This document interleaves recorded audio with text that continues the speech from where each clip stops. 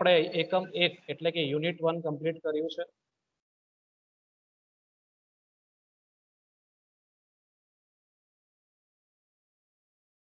હવે આપણે આજથી એકમ 2 પર જઈ રહ્યા છે. યુનિટ 2 સ્ટાર્ટ કરીએ છીએ. ભારતીય કરાર ધારા 1872 સામાન્ય કરારો 25% એનું વેટેજ છે. એટલે એકમ 1 જ આગળ કન્ટિન્યુ છે, સેમ ટુ સેમ જ છે. ધારા એ જ આપણે ભણવાના, ભારતીય કરાર ધારા 1872. એકમ 1 ના કન્ટિન્યુએશનમાં એકમ 2 જોડાયેલું છે. એટલે આની અંદર 3 ચેપ્ટર આપણે 1 બાય 1 લેશું અને આ 3 ચેપ્ટર જ્યારે પૂરા થશે ત્યારે આપણું ભારતીય કરાર ધારો 1872 સામાન્ય કરારો પૂરું થશે. 30 + 25 55% સિલેબસ ત્યારે પૂર્ણ થશે. તો હવે આપણે નવા ચેપ્ટર તરફ વળીએ છીએ. કરારનું પાલન, અંગ્રેજીમાં કહેવાય પરફોર્મન્સ ઓફ કોન્ટ્રાક્ટ, જેનો પ્રથમ પ્રશ્ન આપ સ્ક્રીન પર નિહાળી શકો છો. કરાર પાલનની દરખાસ્ત, જેને અંગ્રેજીમાં ટેન્ડર પણ કહેવાય છે, ટેન્ડર શબ્દથી પણ તમને પ્રશ્ન પૂછી શકે છે. કરાર પાલનની દરખાસ્ત અથવા એમ પણ કહી શકાય છે કે કરાર પાલનનો પ્રયત્ન અથવા ટેન્ડર એટલે શું તે અંગેના નિયમો સમજાવો. જુદી રીતે પૂછવું હોય તો કરાર પાલનની દરખાસ્ત એટલે શું, કરાર પાલનની દરખાસ્તના આવશ્યક તત્વોની ચર્ચા કરો.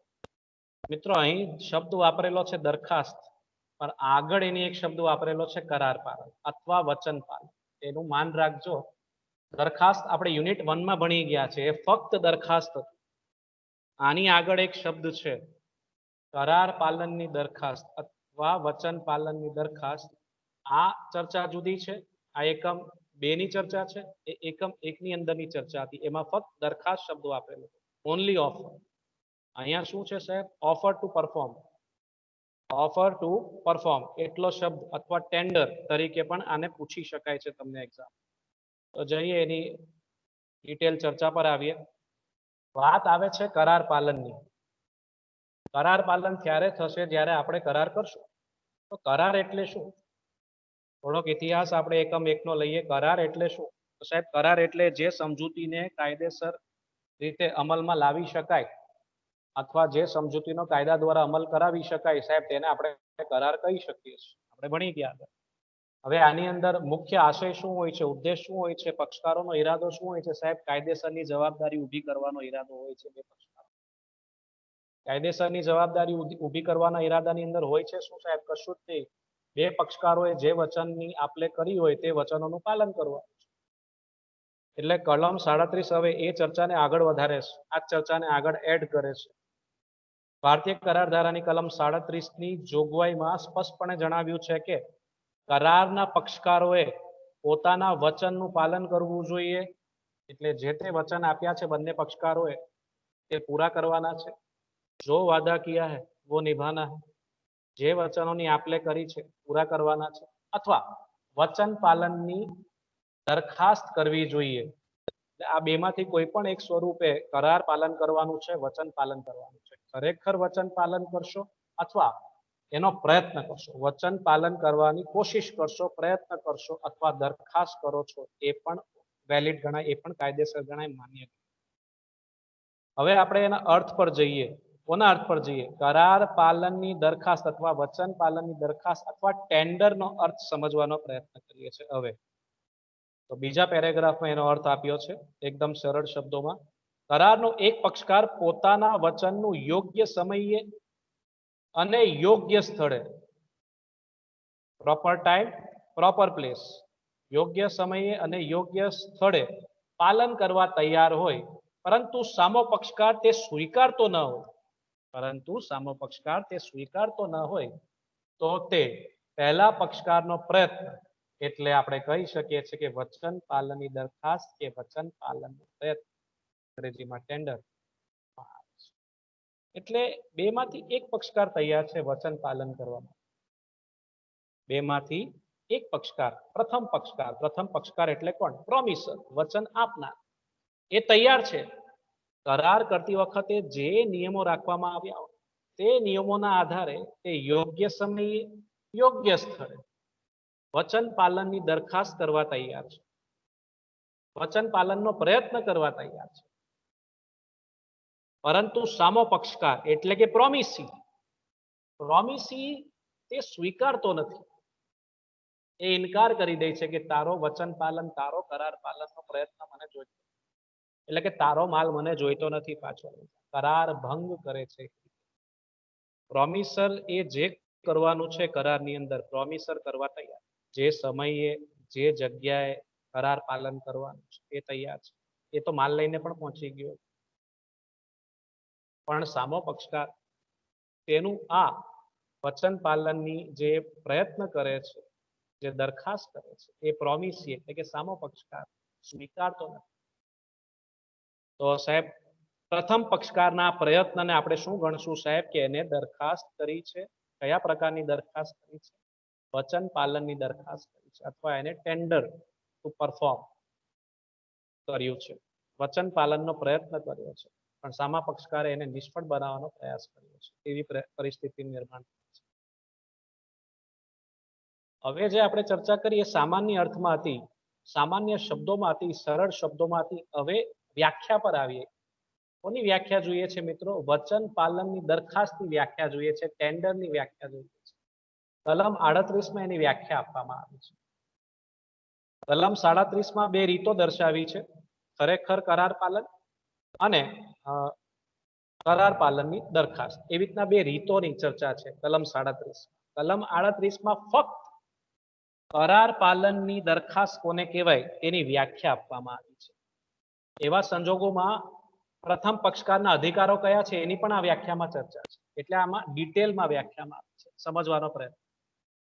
જ્યારે યોગ્ય સમયે અને યોગ્ય સ્થળે એક પક્ષકાર વચન પાલનનો પ્રયત્ન કરે, એટલે કે પ્રોમિસ વચન પાલનનો પ્રયત્ન કરે અને તેનો સામો પક્ષકાર સ્વીકારે નહીં, એટલે કે પ્રોમિસી તેનો સ્વીકાર કરે નહીં.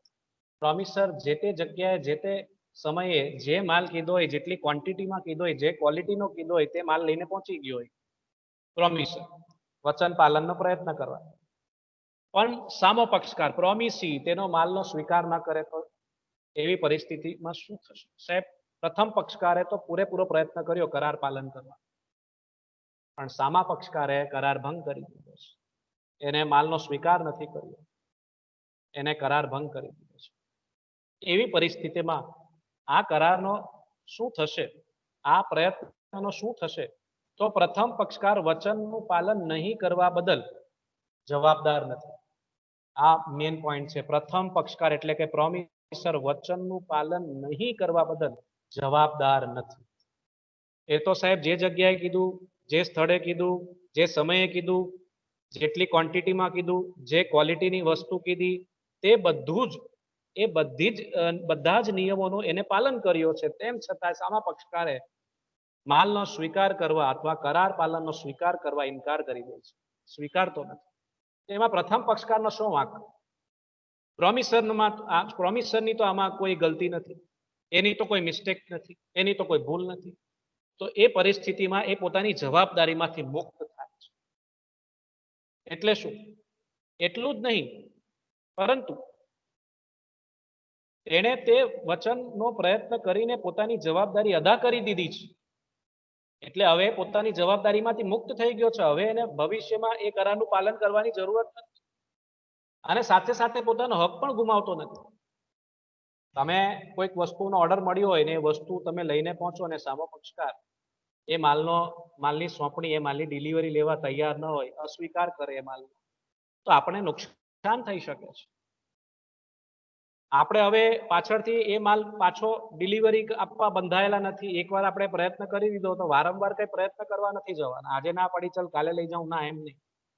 આપણે એક ફેરી પ્રયત્ન કરી દીધો અને સામા પક્ષકારે આપણો કોઈ ફોલ્ટ નહીં, સામા પક્ષકારે માલ રિજેક્ટ કરી નાખે છે, રિટર્ન કરી દે છે, અસ્વીકાર કરે છે, સાહેબ આપણે આપણી જવાબદારીમાંથી મુક્ત. બલકે આપણને એક અધિકાર મળે છે, જો આપણને કોઈ નુકસાન થયું હોય તો એ નુકસાન વળતરની આપણે અદાલતમાં જઈને માંગણી કરી શકીએ છીએ, દાવો કરી. જે વસ્તુ આપણે 300માં આપવાના હતા એને અસ્વીકાર કર્યો, આપણે એ જ વસ્તુ ત્રીજી વ્યક્તિને વેચી હોય ને આપણને 250 રૂપિયા મળ્યા હોય એક બેગ પર, અને એક બેગ પર આપણને 50 રૂપિયાનું નુકસાન થઈ ગયું હોય, એવા 1000 બેગની ડિલિવરી કરી હોય તો 1000 ગુણ્યા 50 નું નુકસાન એટલે 50,000 રૂપિયાનું નુકસાન આપણે પ્રોમિસી પાસેથી રિકવર કરી શકીએ છીએ, વસૂલાત કરી શકીએ છીએ. હવે જેમ કરારના આવશ્યક તત્વો હતા, દરખાસ્તના આવશ્યક તત્વો હતા, સ્વીકારના હતા, અવેજના હતા, તેમ વચન પાલનની દરખાસ્તના, દરખાસ્તના નહીં, હવે શું ભણીએ છીએ? વચન પાલનની દરખાસ્તના આવશ્યક તત્વો કયા, અથવા ટેન્ડરના આવશ્યક તત્વો કયા? તો 5 એવા આવશ્યક તત્વો છે. આ બધી જ શરતોનું પાલન થશે પછી જ આપણે કહી શકીએ છીએ કે પ્રોમિસરે જે દરખાસ્ત કરી છે, એટલે કે વચન પાલનની જેને દરખાસ્ત કરી છે સાહેબ, 100% સફળ છે, એ માન્ય છે, એ કાયદેસર છે, એ વેલિડ છે. આ બધી જ શરતોનું પાલન થાય તો કે પ્રોમિસર એ જ્યારે વચન પાલનની દરખાસ્ત કરે છે તે બિનશરતી હોવી જોઈએ, એટલે પ્રોમિસર કોઈ શરત મૂકી શકે, શરત મૂકશે તો એ માન્ય દરખાસ્ત ગણાશે, એ માન્ય ટેન્ડર ગણાશે. યોગ્ય સમય અને યોગ્ય સ્થળે જ માલની ડિલિવરી આપવાની છે અથવા પેમેન્ટ આપવાનું છે, જે તે આપવાનું હોય તે માલ આપવાનું હોય પેમેન્ટ આપવાનું, જે સમય જે સ્થળે કીધું હોય ત્યાં જ જઈને આપવાનું છે. ભલતી જગ્યાએ ભલતા સમયે એવું નથી કરવાનું. તે પૂરેપૂરા વચન પાલન અંગે હોવી જોઈએ, એટલે પૂરેપૂરું વચનનું પાલન કરવાનું છે, અંશતઃ વચનનું પાલન કરવાનું નથી. તમને 100 બેગ સિમેન્ટના માંગ્યા હોય તો તમારે 100 બેગ સિમેન્ટના આપવાના છે, ના એક કમ ના એક જ્યાદા. 99 પણ નહીં ચાલે, 101 પણ નહીં ચાલે. તમે એના ટુકડા પાડીને આપો તો પણ નહીં ચાલે. ઇન્સ્ટોલમેન્ટની વાત થઈ ગઈ હોય તો વાત જુદી છે, પણ તમે તમારા હિસાબે ટુકડા પાડીને માલની ડિલિવરી નહીં આપી શકો, સંમતિ લઈને આપી શકો છો. ચોથું, વસ્તુ તપાસવાની સામા પક્ષને તક મળવી જોઈએ.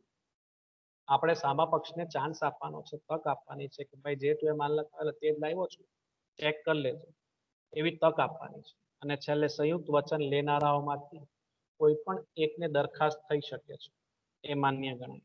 આ બધા જ મુદ્દાઓની આપણે 1 બાય 1 હવે વિસ્તૃત ચર્ચા કરશું ઉદાહરણો સહિત.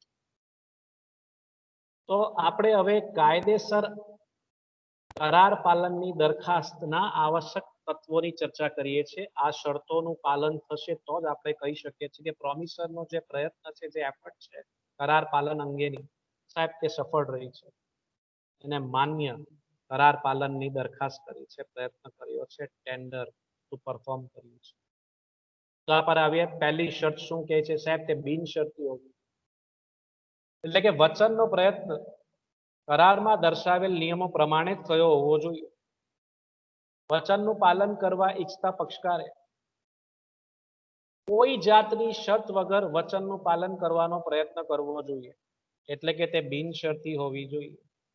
સમજીએ, જે તે વ્યક્તિએ કરાર પાલનનો પ્રયત્ન કરવાનો છે, વચન પાલનનો પ્રયત્ન કરવાનો છે, તે વ્યક્તિ પણ તે સાહેબ પ્રથમ પક્ષકાર એટલે કે પ્રોમિસર, વચન આપનાર ગુજરાતી, એને જે તે નિયમોના આધારે જ કરાર પાલન કરવાનું છે, વચન પાલન કરવાનું. જે દિવસે કરાર પાલન કરવાનું છે તે દિવસે કોઈ શરત નથી. કરાર માની લો 1 સપ્ટેમ્બરના રોજે કરાર કરવામાં આવ્યો અને કરારનું પાલન 5મી સપ્ટેમ્બરે કરવાનું હોય, તો 5મી સપ્ટેમ્બરે જ્યારે કરાર પાલન કરે છે પ્રોમિસર, તે દિવસે એને કોઈ શરત મૂકવાની નથી. જે નિયમો નક્કી કરવામાં આવ્યા છે 1 સપ્ટેમ્બરે કરાર કરતી વખતે, તે નિયમોના આધીને જ એને શરત એ કરારનું પાલન કરવાનું છે. 5મી સપ્ટેમ્બરે જ્યારે માલ આપવાનો હોય કે પૈસા આપવાનો હોય, તે દિવસે કોઈ શરત વગર એને વચન પાલનની દરખાસ્ત કરવાની છે.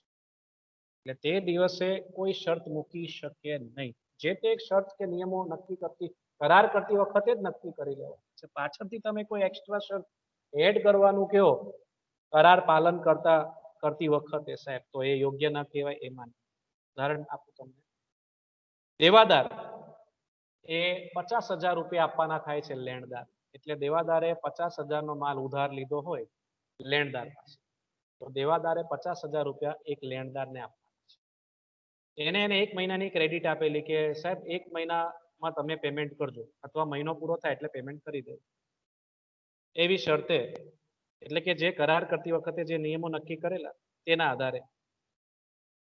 હવે દેવાદાર એ લેણદારને 50,000 આપવાના છે. લેણદાર 1 મહિના પછી એની પાસે આવે છે કે સાહેબ આપણા 50,000 નું એક બિલ બાકી છે, તે આપજો. હવે દેરદાર એને એક નવો ઓર્ડર લખાવે છે કે આ બીજો 50,000 નો માલ લખાવો છું, એ લઈ આવો અને પછી તમારો જે જૂનો હિસાબ છે તે હું તમને આપી દઈશ. એટલે અહીં જે દેવાદાર એટલે કે વચન આપનાર પ્રોમિસર શરત મૂકે છે, જે પેલું પેમેન્ટ આપવાનું છે એની સામે શરત મૂકે છે, જે મૂકવાનો અધિકાર એને નથી. શરત શું મૂકે છે કે નવો માલ લઈ આવ, જૂનું બિલ લઈ જા. આ માન્ય ગણાય નહીં. આવું નોર્મલી ઘણા વેપારીઓ કરતા હોય છે બિઝનેસની અંદર, અને પેલો સામો પક્ષકાર માલ આપી પણ આવે છે દબાવમાં કે 50,000 લેવાના છે, આ માલ આપા તો પેલું જૂનું બિલ આપશે ને આપી. પણ આવી શરત દેવાદાર દુકાનદાર કરી શકે નહીં. લેણદાર સામે કરવું જોઈએ એ માન્ય નથી. અહીંયા તો તમે શરત મૂકી કહેવાય, તમારે જે બિલ આપવાનું છે એ તો તમારે આપવાનું જ હતું 1 મહિનાની શરતના આધારે, નિયમના આધારે. કરાર કરતી વખતે જે નિયમ ઘડવામાં આવેલ 1 મહિનામાં તમારે પેમેન્ટ આપવાનું છે, તમારે આપવું જ જોઈએ. પછી એની સામે તમે બીજી નવી શરત એડ કરો તો એ સાહેબ માન્ય ગણાય. એટલે આ શરતી ટેન્ડર થઈ ગયું. જ્યારે શરતી ટેન્ડર હોય સાહેબ તો તે કરાર કાયદેસર ગણી શકાય. બીજા મુદ્દા પર આવીએ, બીજા આવશ્યક તત્વ પર આવીએ. તે એટલે કે ટેન્ડર. ટેન્ડર યોગ્ય સમયે અને યોગ્ય સ્થળે થવી જોઈએ. એટલે કરાર પાલનનો પ્રયત્ન યોગ્ય સમયે અને યોગ્ય સ્થળે થવી જોઈએ. તે એટલે શું? તો કે કરાર પાલનનો પ્રયત્ન, કરાર પાલનની દરખાસ્ત, ટેન્ડર. ખરીદ વેચાણના કરાર થાય તો તે અંગે માલની ડિલિવરી અને તે અંગેની ચૂકવણી, માલની ડિલિવરી અથવા તે અંગેની ચૂકવણી બેમાંથી એક બાબત હોય છે. માલ લખાવી હોય તો માલની ડિલિવરી તમને મળવાની હોય, આપવાની હોય, એવી રીતના તમારે તે અંગેની કંઈક ચૂકવણી કરવાની. આ બેમાંથી એક કૃત્ય હોઈ શકે. ઓફિસ સમય દરમિયાન થવી જોઈએ. ઓફિસ સમય દરમિયાન થવી જોઈએ, સમયની વાત છે. એટલે ઓફિસનો જે ટાઈમ હોય માની લે 10 થી 6, તો તે સમયે આપણે કરાર પાલનનો પ્રયત્ન કરવો. રાતના 12 વાગે માલ લઈને જશું તો એ યોગ્ય કહેવાય? ના સાહેબ, એ યોગ્ય સમય ન કહેવાય. વળી ખરીદનાર ગ્રાહક વેપારીને સિનેમા થિયેટરમાં મળે અને ત્યાં માલ અંગેની ચૂકવણીની દરખાસ્ત કરે, એ યોગ્ય ગણાય નહીં. અને વેચનાર તે રીતે રકમ સ્વીકારવા બંધાયેલો. હવે માની લો ગ્રાહકને એક પેમેન્ટ કરવાનું હોય વેપારીને, અને વેપારી તેને સિનેમા થિયેટરમાં મળી જાય ને ત્યાં જ એને ચૂકવણી કરવાની વાત કરી દે, કરાર પાલનની દરખાસ્ત કરે છે આવી રીતે, એ યોગ્ય ના કહેવાય. એ યોગ્ય સ્થળ નથી. સિનેમા થિયેટરમાં તો લોકો મનોરંજન માટે જાય ને ત્યાં તમે ટ્રાન્ઝેક્શન એટલે કે વ્યવહાર કરવાની વાત યોગ્ય નથી, સ્થળ યોગ્ય નથી. રાઈટ? તો બિઝનેસ હવર્સની અંદર જેમ 10 થી 6 મેં તમને કીધું, બિઝનેસ હવર્સ ધંધાકીય કલાકોના અંદર તમારે આ વ્યવહાર કરવા જોઈએ.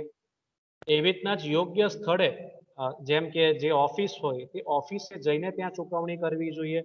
ત્યાં જઈને તમે જાતે ચૂકવણી કરો. એક દેવાદાર લેણદારને જે પૈસા આપવાના છે ત્યાં જઈને, નોર્મલી દેવાદારની જવાબદારી બને તે સ્થળે જઈને પૈસા આપે. એવું શક્ય ન હોય ને લેણદાર તૈયાર હોય તો દેવાદાર એને પોતાના સ્થળે પણ બોલાવી શકે છે, પણ એ સ્થળ યોગ્ય હોવું. યોગ્ય સમય એટલે તારીખ પણ આવી જાય છે. 5 સપ્ટેમ્બરે માલની ડિલિવરી આપવી હોય તો એ 5 સપ્ટેમ્બરે જ આપવાની છે. 6 સપ્ટેમ્બરે આપશો તો ચાલશે નહીં, 4 સપ્ટેમ્બર પણ માલ આપશો તો ચાલશે નહીં. 5 સપ્ટેમ્બર એટલે 5 ઓફિસ અવર્સ, ધંધાકીય કલાકોની અંદર જ માલ આપવાનો છે. રાતના 12 વાગે માલ આપશો તો પણ વેલિડ.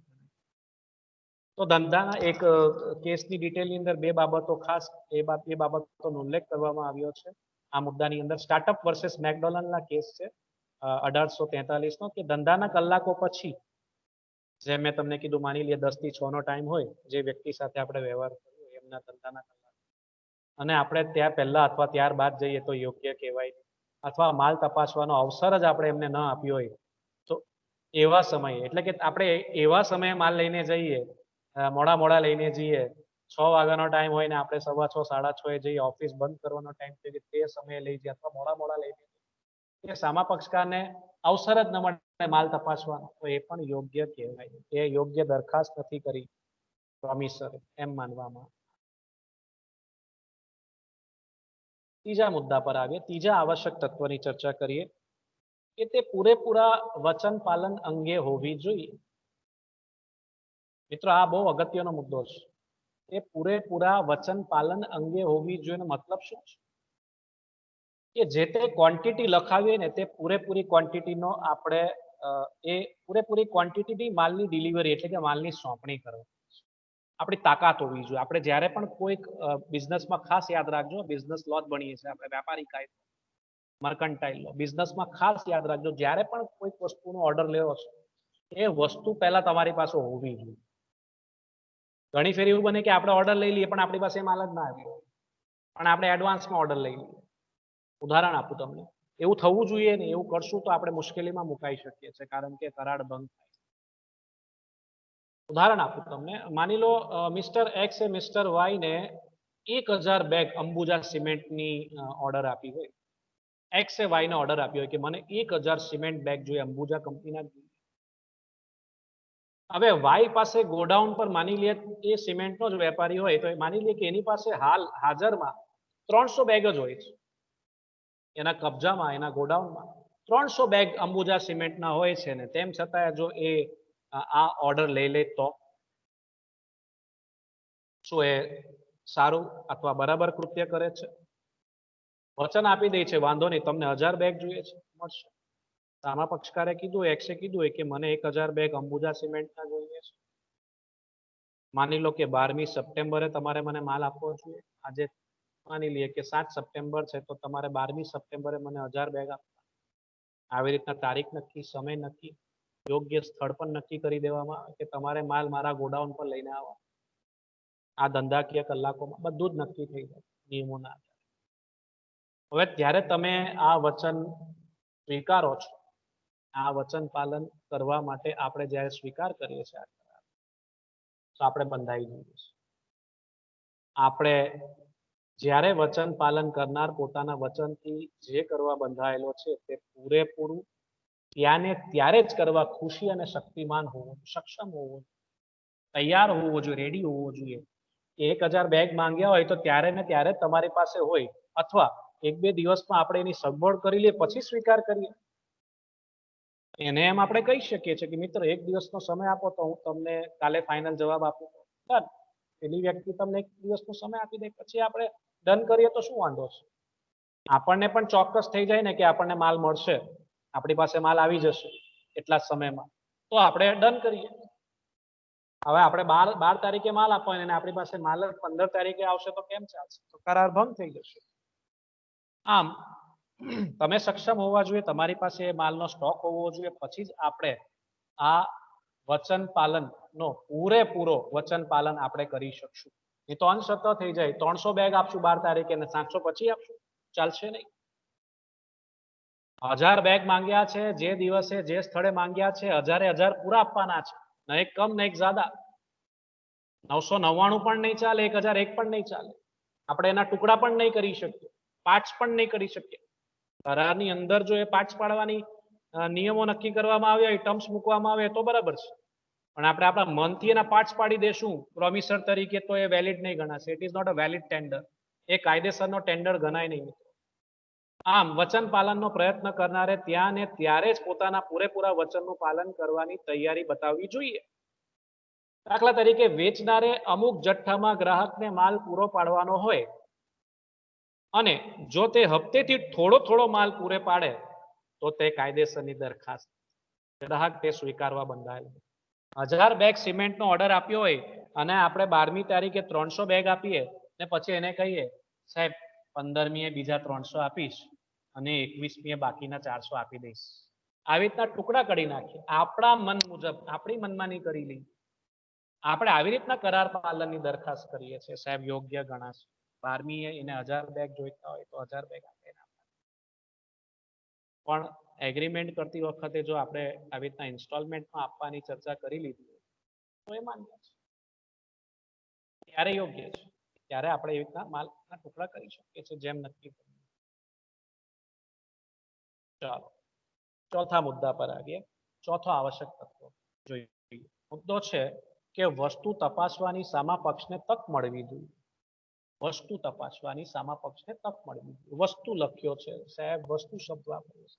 જાણી જોઈને મેં વસ્તુ લખ્યો છે, માલ લખું તો અનર્થ થઈ જાય. માલ તપાસવાની સામા પક્ષ ચિત્ર લાગે. તો વસ્તુ તપાસવાની સામા પક્ષને પૂરેપૂરો ચાન્સ, પૂરેપૂરી તક આપવાની છે. આપણે કોઈ ઉતાવળ બતાવવાની નથી. જે સમયે જે સ્થળે જે જથ્થો જે બ્રાન્ડ જે ક્વોલિટી આપણે ઓર્ડરમાં લખાવ્યું હોય પ્રોમિસીએ વચન લેનારાએ તે જ વસ્તુ તે જ ક્વોલિટી તેટલો જ જથ્થો તે જ જગ્યાએ તે જ સમયે ધંધાકીય કલાકોમાં આપણે એને માલ પૂરો પાડવો જોઈએ.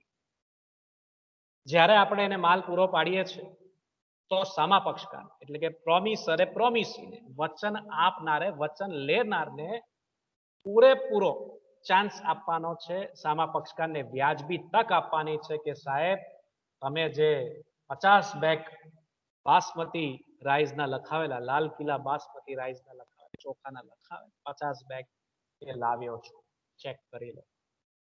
આપણે સામા પક્ષકારને આ તક આપવાની છે. કોઈ ઉતાવળ બતાવવાની નથી, કોઈ જલ્દબાજી નહીં કરની. એને પૂરેપૂરો ચાન્સ આપવાનો છે. એને શું કહેવાનું છે, જો સાહેબ તમે મને 7મી સપ્ટેમ્બરે કીધેલો 7મી સપ્ટેમ્બર જ છે માલ લાવ્યો છું. તમે ધંધાકીય કલાકોમાં કીધેલું સાહેબ લાવ્યો છું. ન પણ કીધું હોય તો એ વ્યાજબી કહેવાય. વ્યાજબી સમયમાં કલાકો ન જણાવે તો વ્યાજબી સમય એટલે 10 થી 6 નોર્મલી ટાઈમ હોય એના અંદર ઓફિસ અવર્સ બિઝનેસ અવર્સ ન જણાવ્યું હોય તો તમે જેટલો જથ્થો કીધો સાહેબ 50 બેગ કીધી 50 જ છે, કાઉન્ટ કરી લો, ગણી લો. તમે લાલ કિલ્લા બાસમતી રાઈસ લખાવેલા એ જ છે, તમારે એવું હોય તો એક બેગ ખોલીને પણ તમે ચેક કરી શકો. એ વ્યાજબી તક સામા પક્ષકારને મળવી જોઈએ. આપણે ઉતાવળ કરીએ કે ના જલ્દી જોઈ લો, ચેક કરી લો, મારે હજી 10 જગ્યા માલ આપવા જવાનો છે, મને ઉતાવળ છે. એવી ઉતાવળ બતાવવી જોઈએ નહીં. જો આપણે આવી ઉતાવળ બતાવશું સામા પક્ષકારને તક નહીં આપશું માલ તપાસવાની વસ્તુ તપાસવાની સાહેબ એ વેલિડ ટેન્ડર ગણાશે નહીં, એ માન્ય ટેન્ડર ગણાશે નહીં. અહીં વચન આપનારે વચન પાલનનો જે પ્રયત્ન કર્યો છે, દરખાસ્ત કરી છે સાહેબ એ વ્યર્થ ગઈ છે એમ ગણાય, કાયદેસર એ માન્ય ગણાશે. આનો ઉદ્દેશ એ જ છે કે વચન લેનારને વસ્તુની જાત અને જથ્થો કરાર પ્રમાણેનો જ છે તે તપાસવાની વ્યાજબી તક મળવી જોઈએ. એ જ મુખ્ય ક્વોલિટી અને જથ્થો બે વસ્તુ ચેક કરવાની છે. એ ખાસ ચેક કરવાની પ્લસ જે ક્વોન્ટિટી છે ક્વોલિટી છે અને અન્ય જે કંઈક બાબતો હોય નિયમ મુજબ એ બધી જ તપાસવાની ફરજ સામા પક્ષકારની છે અને આપણે એને તક આપવાની છે. છેલ્લા નિયમ પર આવીએ, છેલ્લા મુદ્દા પર આવીએ કે મિત્રો કરાર પાલનની દરખાસ્ત કરતી વખતે અથવા પ્રયત્ન કરતી વખતે બીજા કયા મુદ્દાની આપણે બીજા કયા મુદ્દા આપણે ધ્યાનમાં રાખવાના છે. સાહેબ 5મો મુદ્દો છે સંયુક્ત વચન લેનારાઓમાંથી કોઈ પણ એકને દરખાસ્ત થઈ શકે છે. સંયુક્ત વચન લેનારાઓમાંથી કોઈ પણ એકને દરખાસ્ત થઈ શકે છે. હવે સંયુક્ત વચન લેનારાઓ એટલે કોણ? અંગ્રેજીમાં કહેવાય જોઈન્ટ પ્રોમિસીસ. બે પક્ષકારો હોય છે, આપણે બહુ સારી રીતે જાણીએ છીએ. પહેલો પક્ષકાર છે પ્રોમિસર, બીજો પક્ષકાર છે પ્રોમિસી. પ્રોમિસરને ગુજરાતીમાં કહેવાય વચન આપનાર, પ્રોમિસીને ગુજરાતીમાં કહેવાય વચન લેનાર. અહીંયા જે મુદ્દો છે વચન લેનાર સાથે સાથે સામો પક્ષકાર, બીજો પક્ષકાર. હવે અહીં આ સંજોગની અંદર મુદ્દો એમ કહે છે કે સંયુક્ત વચન લેનારાઓ હોય તો શું? એટલે કે જોઈન્ટ પ્રોમિસી હોય તો શું? એટલે કે એકથી વધારે પ્રોમિસી હોય તો શું? એ સંજોગોમાં ટેન્ડરનું શું થશે? વચન પાલનનું શું થશે? એની ચર્ચા છે. જ્યારે એક કરતા વધુ વ્યક્તિઓને સંયુક્ત રીતે વચન આપવામાં આવ્યું હોય, એક કરતા વધુ વ્યક્તિઓને સંયુક્ત રીતે વચન આપવામાં આવ્યું હોય અને તે પૈકી કોઈ પણ એક પક્ષ કોઈ પણ એક સમક્ષ આ રીતે કાયદેસર દરખાસ્ત કરવામાં આવે તો તે યોગ્ય દરખાસ્ત ગણાય. જાણે બધા જ વચન લેનારાઓ સમક્ષ આ દરખાસ્ત રજૂ થઈ છે એમ માનવામાં આવશે, એમ ગણવામાં આવશે અને કાયદેસર છે. જોઈએ આપણે ઉદાહરણ તમને આપું એટલે વધારે સમજ પડશે. પ્રોમિસર મિસ્ટર એ નામનો પ્રોમિસર છે. મિસ્ટર એ તે 3 એવા પ્રોમિસી સમક્ષ કરાર કરે છે સંયુક્ત રીતે. XYZ એટલે એક કરતા વધારે પ્રોમિસીસ છે, સંયુક્ત પ્રોમિસીસ છે, સંયુક્ત વચન લેનારાઓ છે.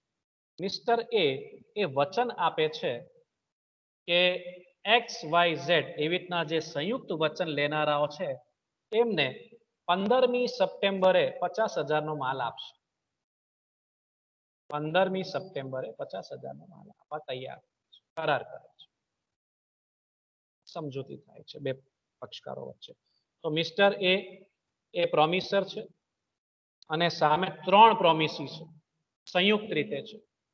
જે મિલકત લેતી વખતે કેવા સંયુક્ત માલિકો હોય, તો આ કરારની અંદર સંયુક્ત વચન લેનારાઓ છે એકથી વધારે, એક્સ વાય ઝેડ. હવે માની લો 15મી સપ્ટેમ્બરે મિસ્ટર એ એમના ઓફિસ પર, એટલે કે જેમ નક્કી થયું હોય કે ભાઈ માલ ગોડાઉન પર લઈને આવજો, તો ગોડાઉન પર 50,000 નો માલ લઈને પહોંચે છે મિસ્ટર એ. હવે જ્યારે ગોડાઉન પર પહોંચે છે ત્યારે મિસ્ટર એક્સ નામની વ્યક્તિ, એટલે કે 3માંથી એક વચન લેનાર હાજર હોય છે. તો શું હવે મિસ્ટર એ બીજા બેની રાહ જોઈ કે ના એક્સ વાય ઝેડ 3 હાજર હશે ત્યારે જ માલ આપીશ? ના સાહેબ, કાયદો એ શરતનું પાલન કરવાની ના પાડે છે. એટલે જો 3 હાજર હોય તો બહુ સરસ, પણ 3માંથી જો એક પણ હાજર હોય અને ત્યાં તમે એ માલ મિસ્ટર એક્સ ને માલ આપી દે, એ માન્ય છે, એમાં કશું ખોટું નથી. 3માંથી એક હાજર હોવો નિયમ મુજબ, એક હાજર છે એક્સ. એટલે કહેવા શું માંગે છે કે સંયુક્ત વચન લેનારામાંથી કોઈ પણ એક વ્યક્તિને દરખાસ્ત થઈ શકે છે. મુદ્દો એ જ છે, વચન આપનાર કોઈ પણ એક વચન લેનાર સમક્ષ દરખાસ્ત અથવા કરાર પાલનનો પ્રયત્ન કરી શકે છે. એક્સ હાજર છે, એક્સ ને માલ આપી શકે છે. એક્સ ને માલ આપ્યા બરાબર બીજા બેને પણ માલ આપી દીધો છે કાયદો એવું માની લેશે. એટલે અંગ્રેજીમાં એમ કહેવાય ટેન્ડર ટુ વન, એટલે એ થી એક્સ તરફ ટેન્ડર વધ્યું. Tender to one is tender to all. એકને આપણે ટેન્ડર એટલે કે કરાર પાલનનો પ્રયત્ન કર્યો એક સમક્ષ, એનો મતલબ શું થશે કે બધા સમક્ષ આપણે કરાર પાલનની દરખાસ્ત.